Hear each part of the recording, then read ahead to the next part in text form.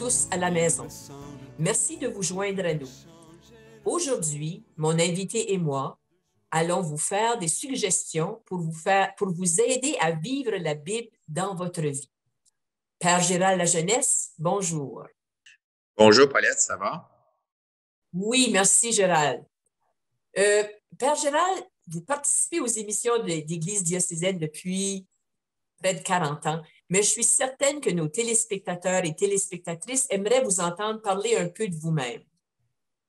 Présentement, je suis le curé à la paroisse Saint-Vincent-de-Paul à North Bay. Je suis aussi modérateur de 2 paroisses, la paroisse de Sturgeon Falls, là où je suis présentement, et aussi la paroisse Sainte-Thérèse-de-Villa à Cache Bay. Un modérateur, c'est quelqu'un qui est là en attendant l'arrivée d'un autre. Alors, je suis entre deux. J'ai les responsabilités, les pleines responsabilités d'un curé. Toutefois, je ne suis pas curé parce que ma paroisse, c'est vraiment Saint-Vincent-de-Paul. Mais c'est ça. Alors, en ce moment. Mais j'ai fait le diocèse de l'Est en Ouest, les paroisses des deux bouts, puis un petit peu les paroisses entre les deux. Alors, j'ai été en ordre, j'ai été à Chelmsford comme vicaire, ensuite Coniston, Elliott Lake, Dubreuilville, Saint-Dominique à Sudbury. Je suis retourné à Dubreuilville avant de venir à Sturgeon la première fois. De là, je suis allé à Hanmer, Sainte-Anne, à Sudbury pour 5 ans et demi, pardon. Puis maintenant, depuis un peu plus de 2 ans, North Bay et bientôt 2 ans, Cache Bay et Sturgeon. Alors, tu as fait le tour du diocèse. Pas mal. Commençons par définir c'est quoi la Bible. Dans un article du Prions en Église sur la parole de Dieu, Yvon Métra définit la Bible comme le livre où est rassemblés les dialogues et les prises de parole de Dieu et de l'humanité. Puis dans cet échange, les humains et Dieu apprennent à se connaître et à se reconnaître. Comment vois-tu ce livre saint, Gérald? On appelle ça un livre, mais dans le fond, c'est une bibliothèque. Parce que c'est une collection de plusieurs livres. Ça fait 1900 ans que l'écriture en est finie, ou à peu près. Et l'écriture s'étend sur environ 2000 ans, sur environ 1000 ans, plus ou moins, un peu plus, mais l'histoire commence avant qu'on a commencé à l'écrire. Donc, ça retourne un peu plus loin. Mais c'est ça. Alors, c'est une collection de livres, une bibliothèque, comme j'ai dit tantôt, où Dieu cherche à se faire connaître à son peuple, au départ à un seul peuple, Israël. Éventuellement, une fois qu'il a envoyé son fils à différents peuples, il cherche toujours à parler au peuple de la première alliance, le peuple d'Israël. Ça n'a pas arrêté. Mais on ajoute à ça maintenant d'autres peuples autour de la Méditerranée, parce que c'est là que se passe l'action au début, avant que ça aille plus loin. Par exemple, lorsqu'on est arrivé en Amérique du Nord, les gens d'Europe, la Bible était déjà finie, mais on l'a apportée avec nous ici. Mais la Bible, comme je dis, c'est Dieu qui essaie de nous parler. Puis l'écriture, la facture même de la Bible, c'est un peu plus de 1000 ans. Métras développe 2 autres points qui valent la peine d'être considérés D'abord, il explique que lorsque les paroles de la Bible sont accueillies dans la foi, lorsqu'elles sont lues dans le même esprit avec lequel ils ont été écrits, ces mots humains deviennent paroles de Dieu.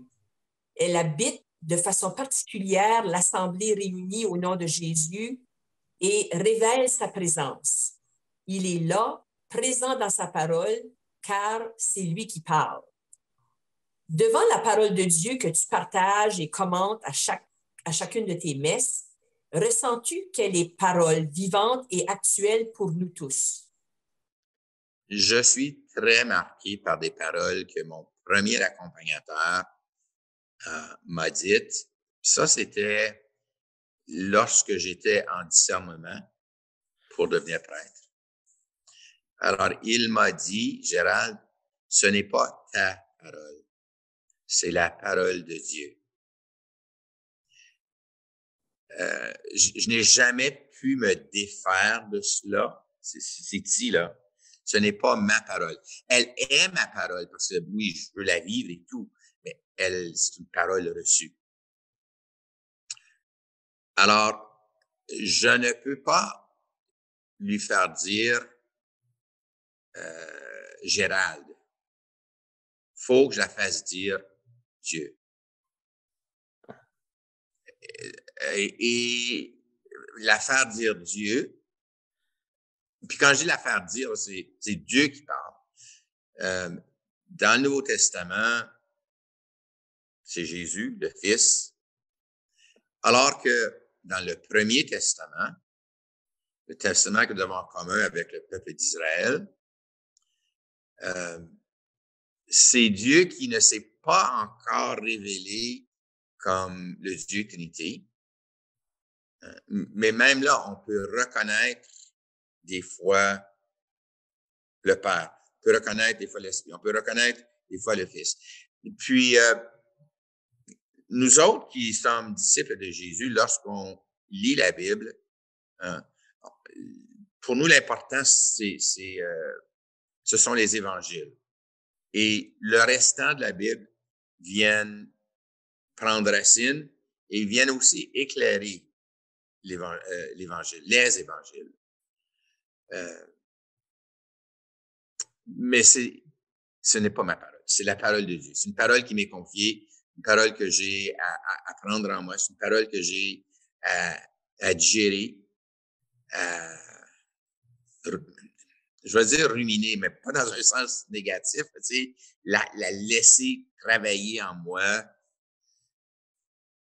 pour que je la fasse connaître d'une part, je la fasse aimer, puis je la fasse comprendre. Et le dernier point à retenir d'Yvon Métra, et je pense qu'on l'a touché dans cette dernière question, c'est comment la parole de Dieu, vieille de 2000 ans, demeure un message très important pour nous au jour d'aujourd'hui.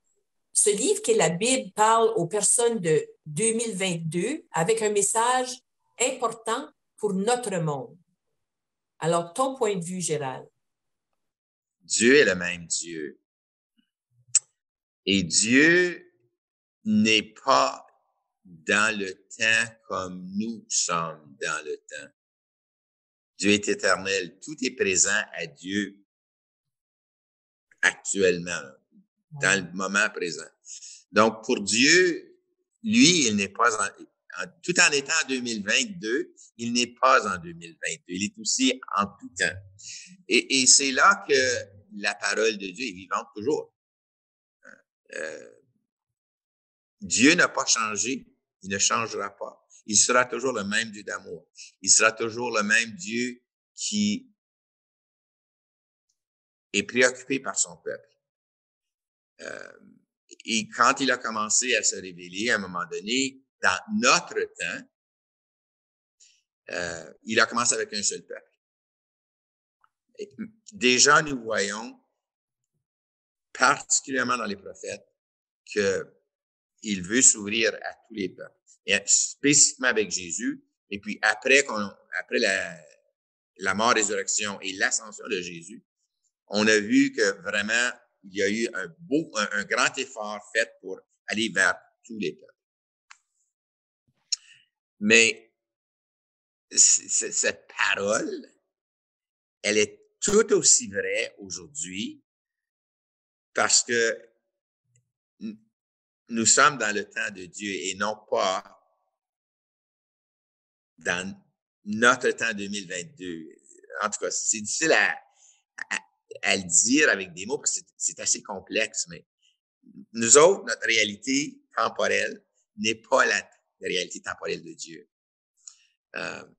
Nous vivons en 2022, c'est de même que ça marche pour nous, c'est de même que ça fait du sens. Le temps continue toujours à progresser, à avancer, mais pour Dieu, c'est pas pareil. Alors, c'est pourquoi sa parole est tout aussi vraie aujourd'hui qu'elle a été lorsqu'on l'a mise par écrit et comme elle le sera dans 2000 ans d'aujourd'hui de notre temps. C'est le point important à garder ou à comprendre, c'est que la parole nous parle aujourd'hui, autant que pour des gens de 2022, autant qu'elle a parlé pour les gens de l'époque. Dans ce sens-là, Saint-Pierre se réfère à un psaume, hein, puis il dit « Un jour est comme 1000 ans, et 1000 ans, c'est comme un jour. » C'est pourquoi c'est merveilleux et il y a beaucoup de confusion aussi quand on regarde quel est le temps de Dieu et quel est notre temps, nous autres. C'est pas la même chose. Elles ne peuvent même pas se superposer.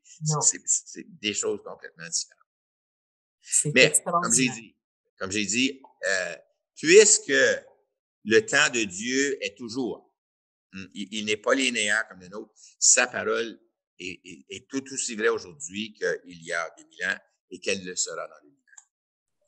Pape François a instauré un dimanche de la parole pour nous donner l'occasion de revoir l'état de notre conversation avec Dieu. Le pape souhaite que nous devenions familiers avec les Saintes Écritures. Métrance propose que nous lisions la Bible comme une précieuse lettre d'amour qui nous est personnellement adressée. Que nous puissions l'accueillir à nouveau, la relire et la laisser nous inspirer. Et Gérald, tu nous proposes aujourd'hui de partager avec nous des citations bibliques qui te parlent beaucoup, toi. Alors, comment tu fais pour les découvrir, ces citations-là? Les études que j'ai faites en préparation pour la prêtrise, c'est certain.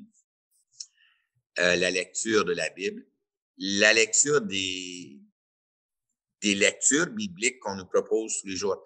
Monseigneur Gérard Dionne, qui a été notre évêque auxiliaire ici pendant 10 ans, dans les années 70 et début 80, disait « Le meilleur cours de Bible qu'on a, c'est d'aller à la messe tous les jours. Parce que sur une période de 2 ans, tu as une très bonne partie des lectures bibliques. Dans le temps de l'Avent et Noël, dans le temps du Carême et de Pâques, ce sont les mêmes lectures qui reviennent durant cette période-là. Mais le restant du temps ordinaire, c'est échelonné sur 2 ans. Donc, on a un bel éventail de la parole de Dieu. Et ça devient une bonne façon de se familiariser avec la parole de Dieu. Et moi, je regarde, ça fait bientôt 38 ans que je suis prêtre. J'ai commencé 4 ans avant. Et je découvre encore des choses que je n'avais et que j'avais lues avant, mais qui ne m'ont pas touché. Alors, il y a le travail de l'Esprit Saint là-dedans, il y a le travail personnel, qui je suis en ce moment. Pourquoi telle parole, tout à coup, me touche alors que pendant 38 ans, elle ne faisait aucune différence. Dieu parle, nous parle, et il nous rejoint de façon mystérieuse, toujours. Alors, les lectures de la journalière, de la messe, m'ont inspiré. J'ai fait l'exercice de lire la Bible d'un bout à l'autre, de page 1 à la page 1900 quelques, dépendant de la Bible que je lisais. Il y a le Bréviaire aussi qui nous propose des lectures bibliques.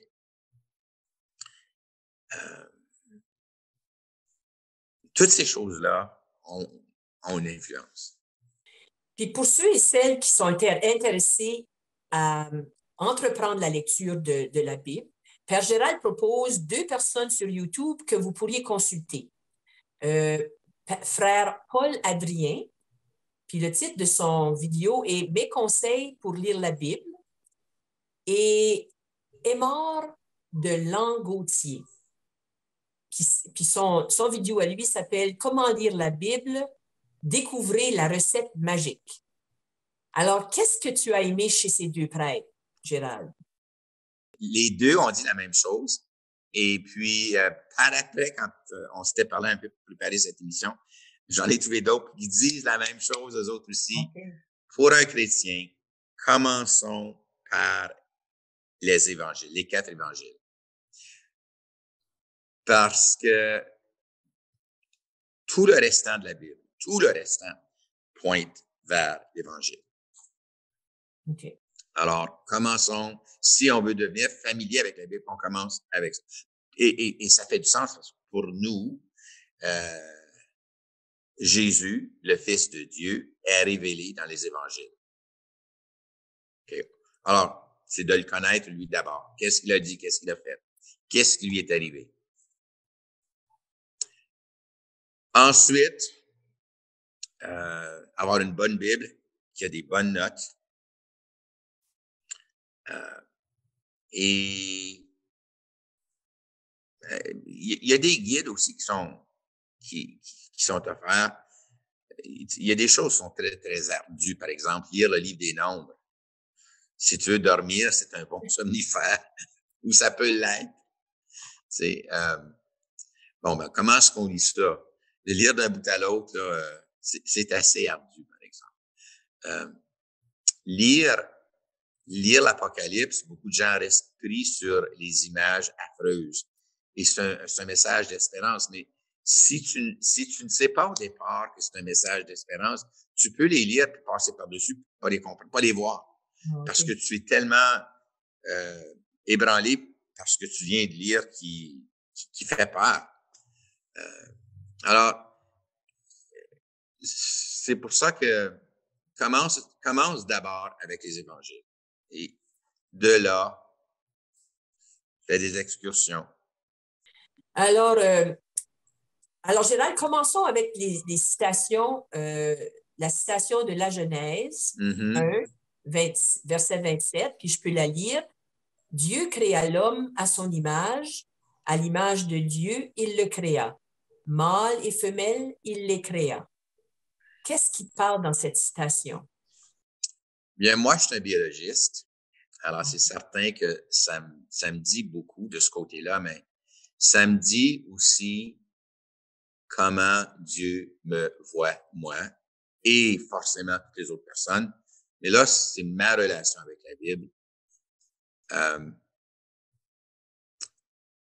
Dieu a fait que je lui ressemble. Moi, j'ai à vivre ma vie pour lui ressembler. Et c'est pourquoi, les gens qui m'ont entendu prêcher sur une période de temps savent que c'est important pour moi, ça. C'est la deuxième leçon de la Bible.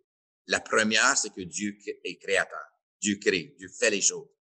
Et lorsqu'il nous a fait, nous autres, il nous a créé à son image, à sa ressemblance, et il vit que c'était très bon. Alors, j'ai à être très bon. J'ai à être image de ce que Dieu a créé. J'ai à être image de Dieu. Donc, je dois, pour être image de Dieu, je dois la découvrir, je dois la savoir. Qu'est-ce que Dieu a l'air? Alors, c'est vraiment une ouverture à moi. Et je suis profondément convaincu aussi que nous sommes enfants de Dieu, des enfants bien-aimés. Alors, découvrir qui je suis à partir de ma découverte de Dieu. Qui est Dieu? Alors, pour moi, c'est pour ça que c'est tellement important, ce verset-là. Puis, on le rencontre dès le début de la Bible. Tu suggères aussi ensuite le schéma d'Israël dans le Deutéronome 6, versets 4 à 7. Alors, je lis ça. Écoute, Israël, le Seigneur notre Dieu est le Seigneur un. Tu aimeras le Seigneur ton Dieu de tout ton cœur, de tout ton être, de toute ta force. Les paroles des commandements que je te donne aujourd'hui seront présentes à ton cœur. Tu les répéteras à tes fils. Tu les leur diras quand tu resteras chez toi et quand tu marcheras sur la route, quand tu seras couché et quand tu seras debout. Et ce commandement est livré aussi dans Matthieu, dans Marc et dans Luc. Alors, ce commandement-là est simple, mais puissant à la fois. Que vois-tu dans ces paroles qui te frappent? Bon, alors, faut savoir moi pourquoi ça m'a touché. Quand j'ai pris un cours d'introduction à l'hébreu, c'est un des textes qu'on étudiait ça, le Shema Israël.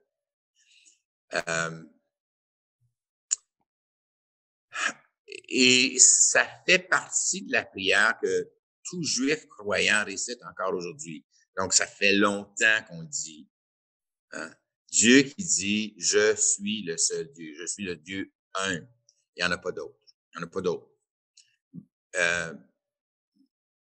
Puis Jésus a insisté, lorsqu'on lui a posé la question quel est le premier des commandements, Jésus a commencé avec Shema Israël. Et dès qu'il a dit Shema Israël, la personne qui lui a posé la question savait le restant.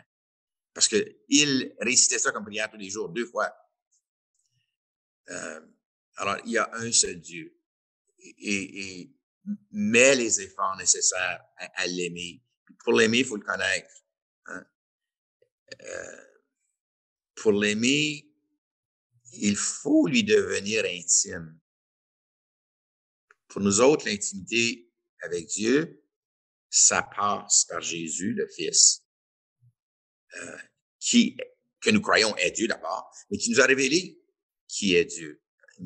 C'est grâce à Jésus que nous savons que le Dieu un, il est trois. Il est Père, Fils et Esprit.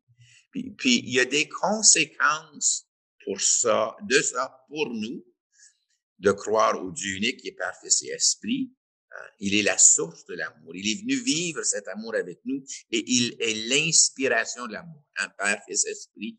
Le commandement est de l'aimer, mais au départ, il nous aime, nous. C'est de là que ça part. Alors, moi, ça a pris du temps mais dès que j'ai pris ce cours d'introduction à l'hébreu et qu'on avait utilisé ça, Shema Israël, puis le professeur avait sorti des chants qui chantent ça. Déjà, ça a commencé à entrer en moi. Puis petit à petit, à travers les années, et que ça revient dans chacun des évangiles, ou bien des 3 évangiles synoptiques au moins, Shema Israël. Écoute Israël, le Seigneur notre Dieu est l'unique Seigneur. Tu aimeras le Seigneur ton Dieu, et ainsi de suite. Oui, pour moi, c'est important. Ça me dit qui je suis devant Dieu, mais ça me dit aussi Dieu qui m'aime. Alors, tu aimes aussi beaucoup le texte de Samuel. Peux-tu nous en parler? Oui, c'est le texte où on nous dit que Samuel a été confié au prophète et qu'il couchait dans le temple et il l'a entendu dans la nuit, hein, Samuel, Samuel. Donc, il va voir le prophète, tu m'as appelé, non, on va te coucher. La 3e fois, le prophète se rend compte que c'est Dieu qui l'appelle, parce que c'est pas moi. Alors, moi, j'aime beaucoup ce texte-là, d'abord. C'est un peu mon expérience, oui, parce que quand tu es appelé par Dieu, c'est quoi cette affaire-là? Tu sais, est-ce que c'est dans ma tête? Alors, tu as besoin d'autres pour te le confirmer.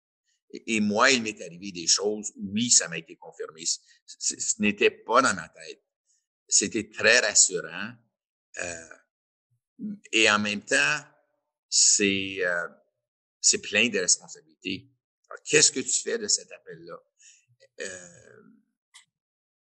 Je peux en parler longuement, là, puis je sais que le temps coule, mais on a besoin d'autres dans la vocation. On a besoin d'autres aussi, parce qu'on parle de la Bible, on a besoin d'autres pour comprendre la parole de Dieu. Dans l'étude, dans les lectures, dans les échanges, dans la méditation, parce que Dieu nous parle. Dieu nous parle. Là, dans ce texte-là spécifiquement, il l'appelle à devenir son prophète. Mais il nous parle de toutes sortes de façons pour toutes sortes d'autres choses aussi. Donc, c'est important de ne pas garder ça en soi-même et d'aller vers les autres pour mieux discerner ce que Dieu cherche à nous dire. Oui, Gérald, c'est important de reconnaître que Dieu nous parle puis pour agir, puis pour répondre. Je suis certaine qu'on aurait besoin d'être peut-être enseigné à ce point de vue-là. Alors, il y a encore plusieurs de tes citations que j'ai ici, mais le temps passe. Alors, quelle belle aventure que nous a proposée l'équipe Église diocésaine en nous demandant de chercher comment vivre la Bible dans notre vie moderne. Merci Gérald de nous partager tes connaissances sur le sujet. Bon été et à une prochaine. Et merci à vous tous à la maison. Bon été et surtout, bonne lecture. Mais pour cela, ne faut-il pas tant de fois apprendre encore à être vrai, apprendre à se connaître, être avant de paraître, s'aimer soi-même.